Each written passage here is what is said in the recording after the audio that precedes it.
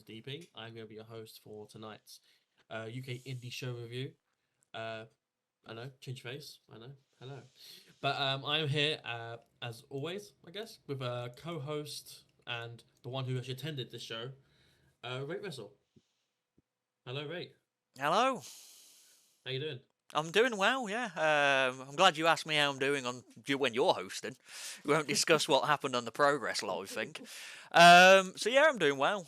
It's my week off, so I thought we'd quickly review all these shows that we've been to previously. And this is the first time I've ever been at this PWL show, so it'll be nice to discuss. And how are you, DP? I am doing okay. Yep. I'm glad to get that one out, the one that we just did out of the way. So it'd be nice to actually just take a seat back and let someone else describe stuff for once. Yep, and because you're going to cut it out of your video, DP said, this is the exact term on one of the matches, big men slapping their meat. He cut it out of his video, so I'm keeping it in mine. Anyway, let's continue. Oh, I hate you. But no, so this was PWL Pro Wrestling Live event held in, I believe, Wolverhampton. Yep, Bilston. But basically Wolverhampton. For someone that's down in London, it's Wolverhampton, yeah. Fair enough. Hi, that's me. I'm a London guy.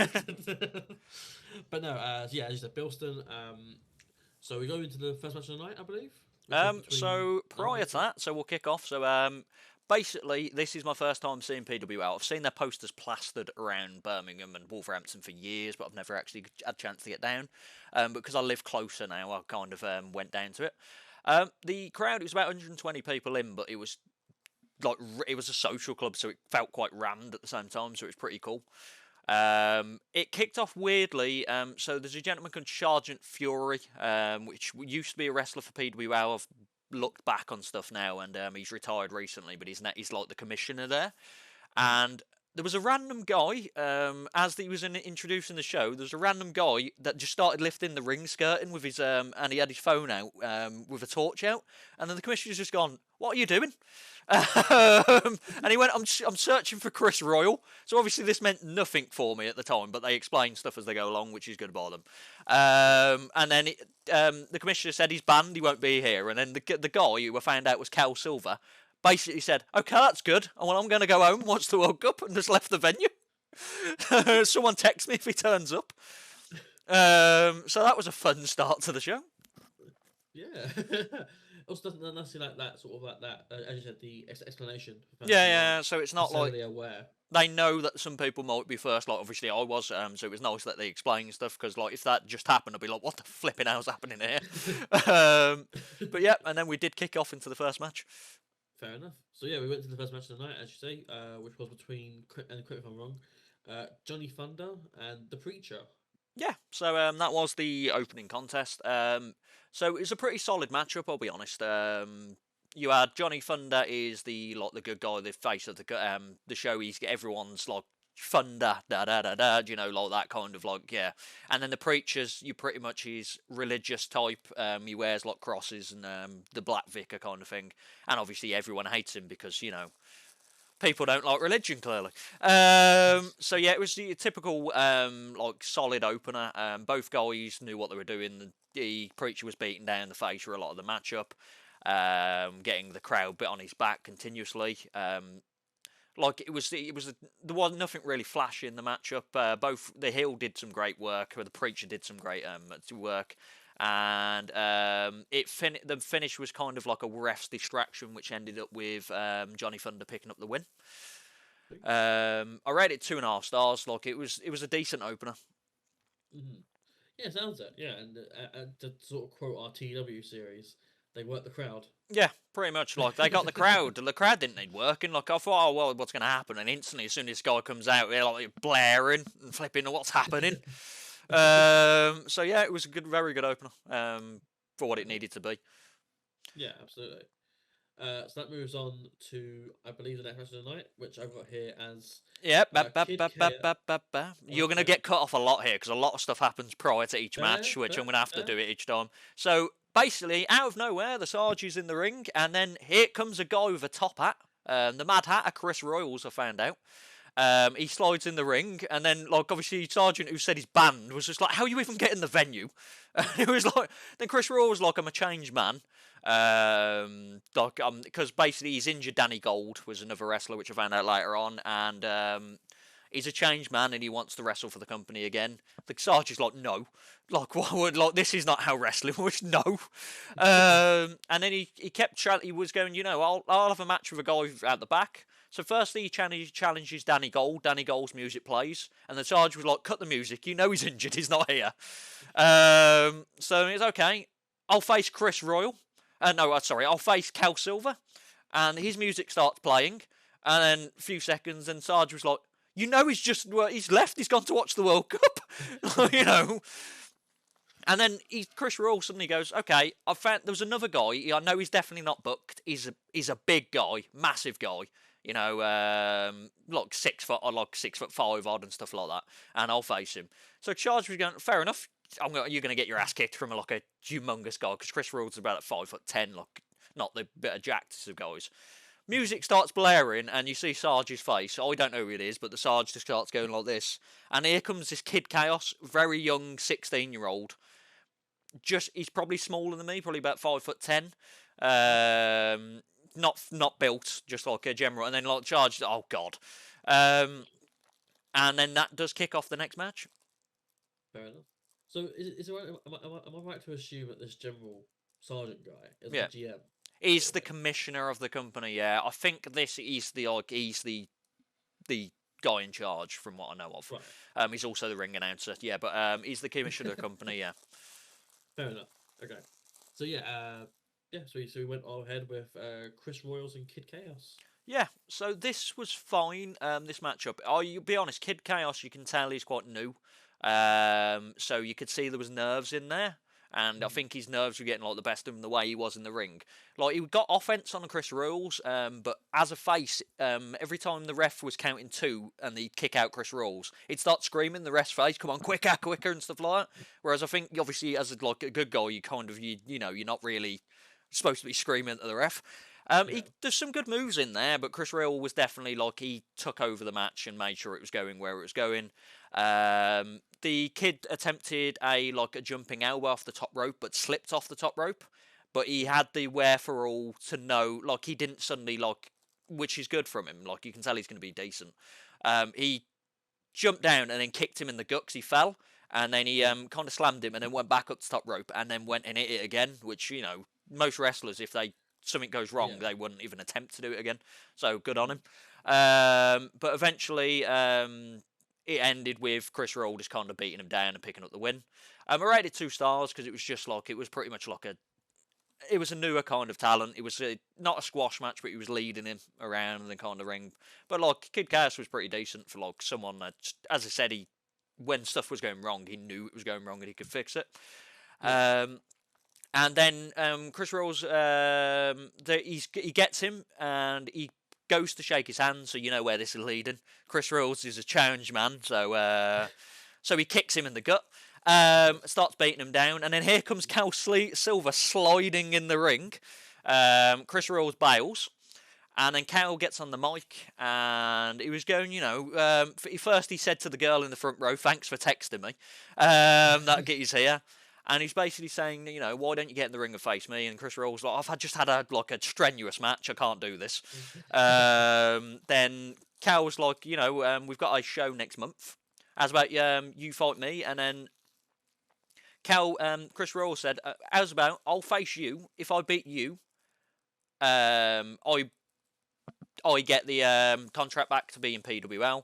And thing he was going on about it didn't crowd. Cal went literally, which is a good thing because most fake people would go, yeah, just accept it. He went, what's in it for me? If I win, you're still barred and that didn't work in the first place. And then if you win, you get to come back. So he challenged him to a hair versus career match. So if Cal Silver loses, Cal Silver's got a beautiful hair, a moppy hair. If he loses his hair.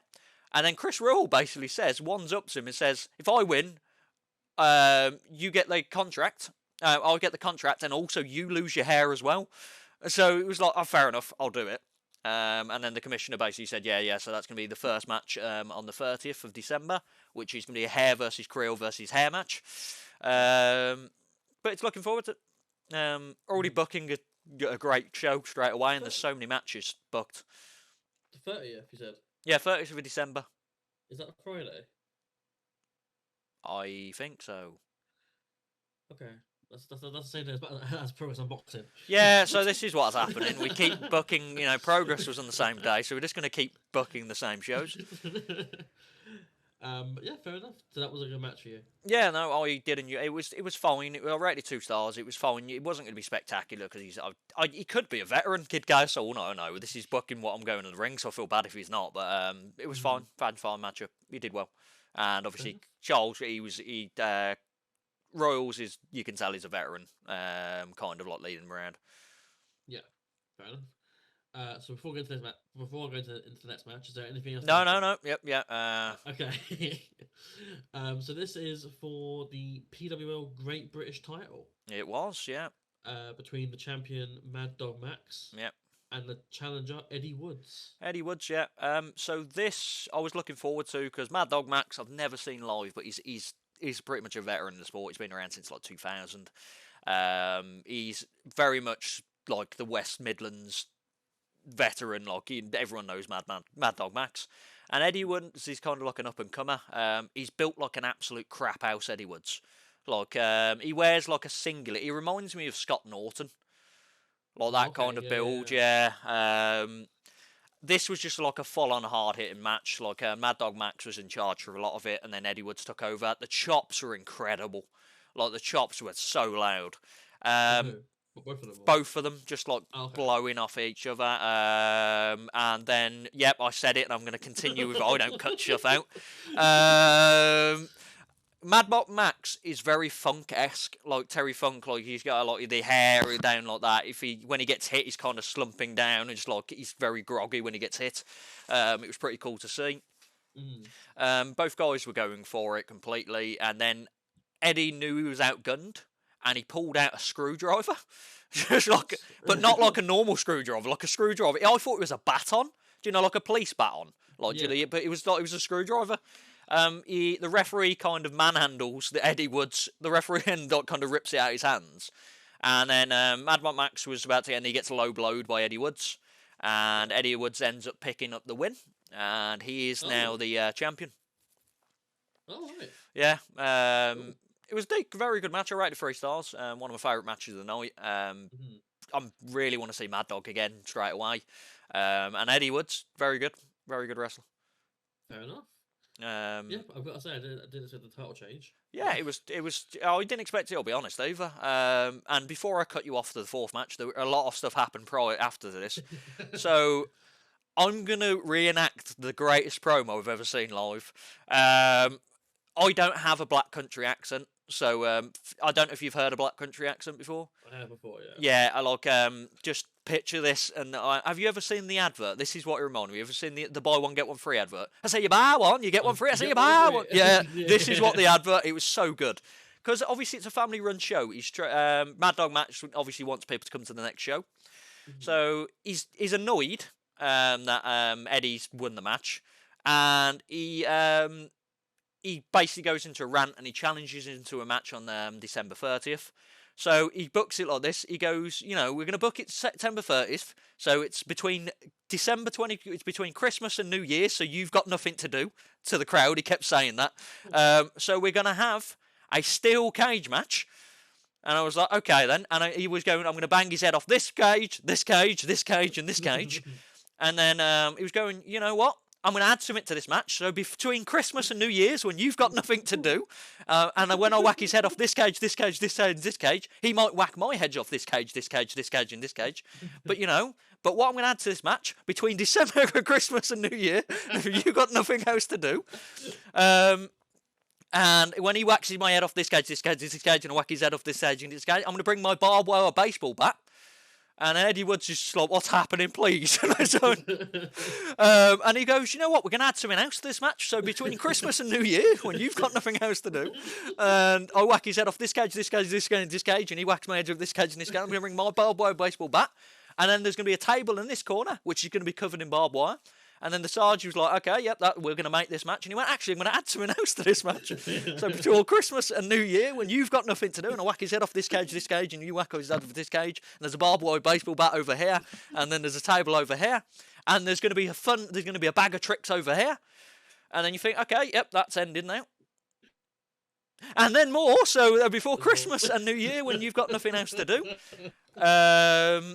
So he can whack his head off this cage, and this cage, and you're going to whack this cage, and this cage, and there's a barbed wire bat, and there's a table, and there's a mystery box over here with a question mark. We don't know what we're going to do. And we're going to wrap the cage, the top of it, full of barbed wire. And then the Sarge goes to him, is that pretty much it? And he went, yeah.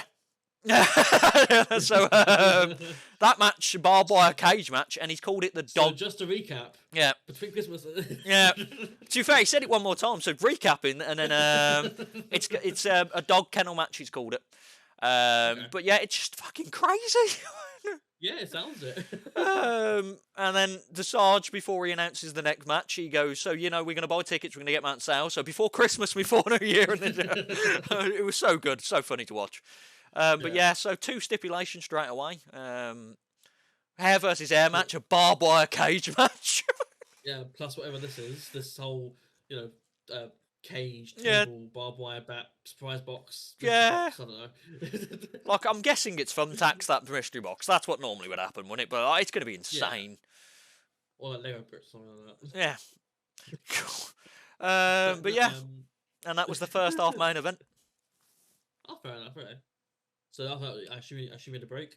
Yeah, it was a break. I just sat at my table, tweeting out stuff as we usually do, and getting the Instagram all sorted. And then we kicked off to the second half. Fair enough. So again, so before Christmas and New Year, and so correct me if I'm wrong, but the first match of the second half was a 6-man tag. Yes. Between James, Terry, Leon Jackson, and Luca. Yep. Taking on Doc O'Reilly, George Thomas, and the Basher. Yep. So 6-man tag. Weirdly, both teams came out the back door. I don't know what was happening and why they couldn't come out the entrance. I don't know. Then I didn't question it. So Leon Jackson, I'm going to give a shout out. He is so over, it's unbelievable. Like, the crowd were going insane for him. So I was looking forward to seeing him. He's a big guy, but he does flipping shotgun drop kicks in the corner and stuff like that. It's insane to see. So this was pretty much, it was a run-of-the-mill 6-man tag. You had the good guys, the bad guys. The bad guys were kind of worming out of it. George Thomas is hilarious. So George Thomas is proper, he's like Weasley. So every time the bad guys did a good move, George Thomas would be in the side corner going, yeah! like every time someone did a yeah! So Leon Jackson hit the chop of the night, like the on one of the guys, you probably could hear it in London, like the loudness of it. The referee started losing control in the matchup, and it ended, which kind of rated it down a bit for me, where the Leon Jackson picked up the win, but he was clearly not the legal man. The referee just couldn't figure out who was the legal man, and he wasn't. He was just, and then he picked up the win. I rated 2.5 stars. It was fine. It was like your average 6-man tag match, but no one really laid it down. Everyone's got a lot of good things about them. And overall, it was a fun match. Yeah, cool. Fair enough. And before I cut you off, they announced a few more matches for the show. So John's, so November 30th, before December and New Year, and when I've got nothing better to do. So James Terry came on the mic. I nearly called him John Terry. James Terry came on the mic, and he lost the title to Doc Rowley, I found out. So Doc Rowley's a champion. I don't know what champion. I think light heavyweight or something like that. And he's challenged him to a submission match at the next show. So that's another stipulation match for the next show. So it's just rammed with stipulations, and I'm loving it. And then they start walking off, the bad guys, and then Leon gets the match and going, hold on, where do you think you're going? Like the Young Bucks on, where do you think you're going? So Leon Jackson has got balls of steel, because wait till you hear what he's challenged. So, Doc Rowley's in a match with James Terry, submission match. So this leaves Bashat and George Thomas. So John, and then I don't know the other guy because he wasn't there. I think he was called, I can't remember. He wasn't on the show, so I do apologise that I can't remember who he was. Because he was just named in passing rather than thingy. Let me see if I can quickly find Bradley Ray, I think his name was. So Leon Jackson goes, you know what? You two and Bradley Ray are going to face me no, December 30th in a 3-on-1 handicap match. Just announces that out of nowhere. 3-on-1 handicap match, and if I win, I win the title. I was like, hold on, Leon. I don't think you know how wrestling works. Why are you challenging people to a 3-on-1 handicap match when you're the one? But, you know, fair enough. So that's a match that's happening. And the commissioner basically said, yeah, fair enough. Fair enough. And then we get on to the main event. Fair enough.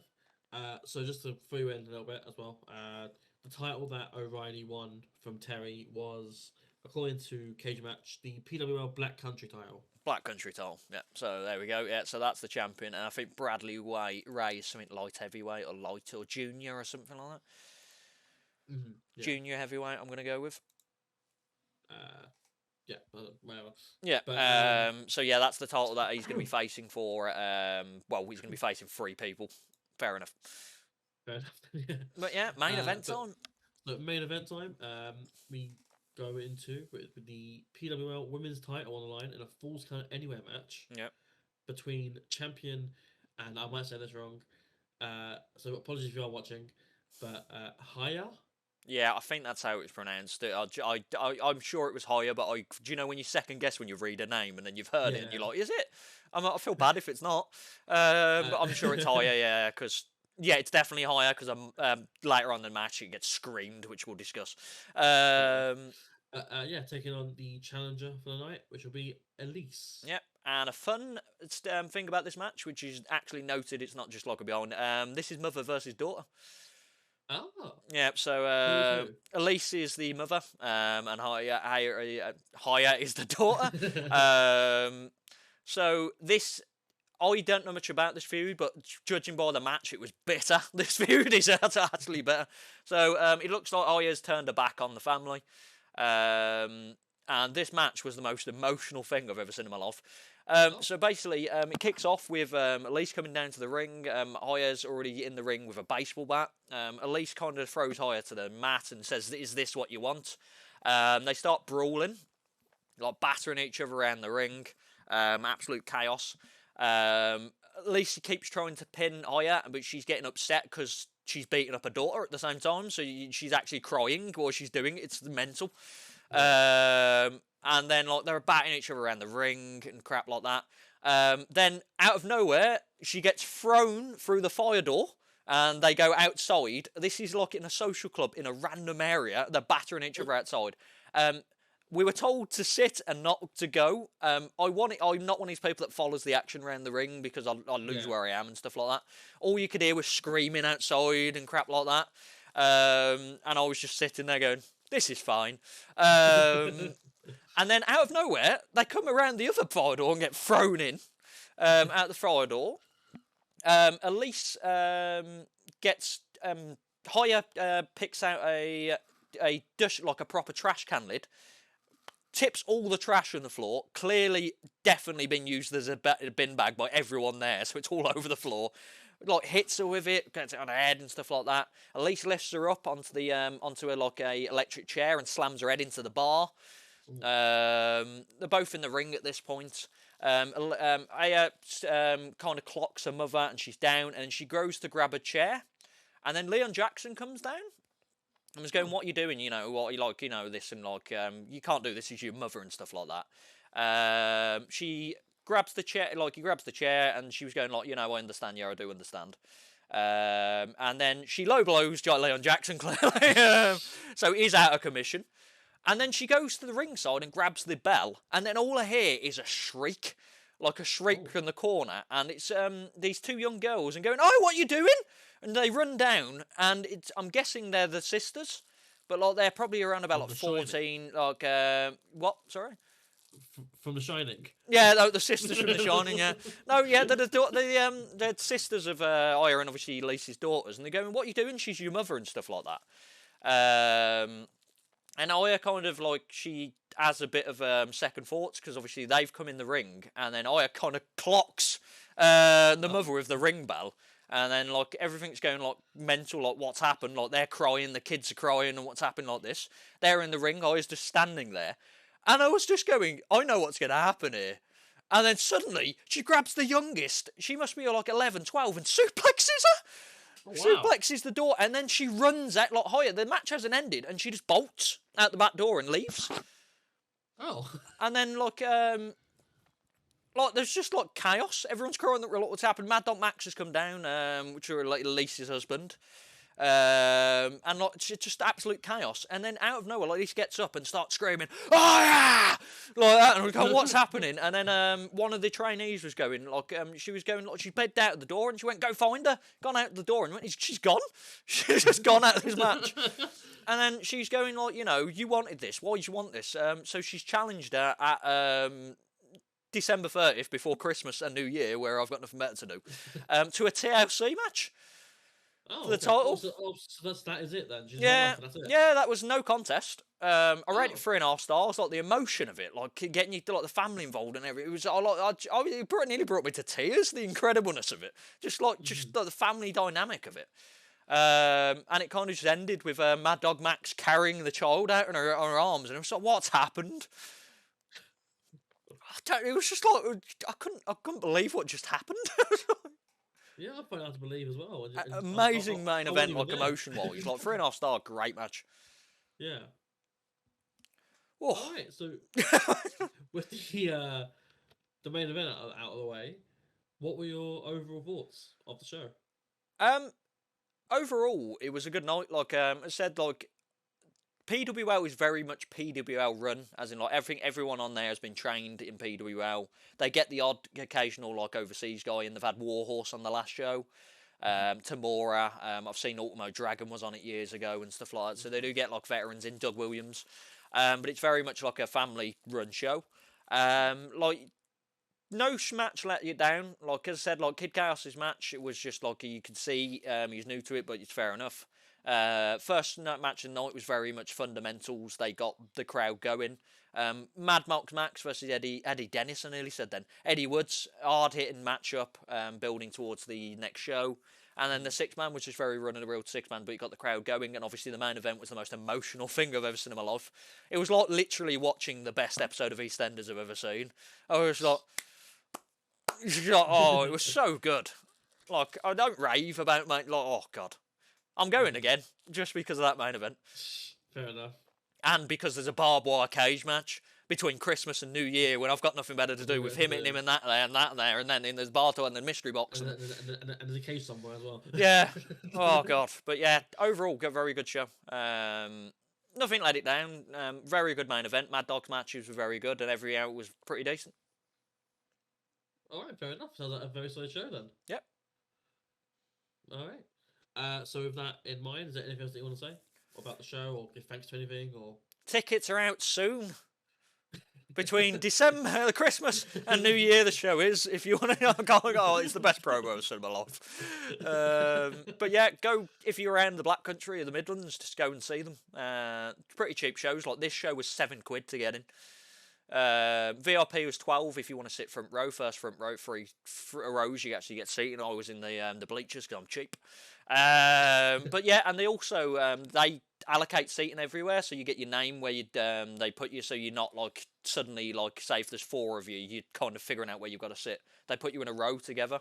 Obviously, I was on my one, so I was sitting next to. I think it was the guy that tweets out all the wrestling. So weirdly, they put us next to each other.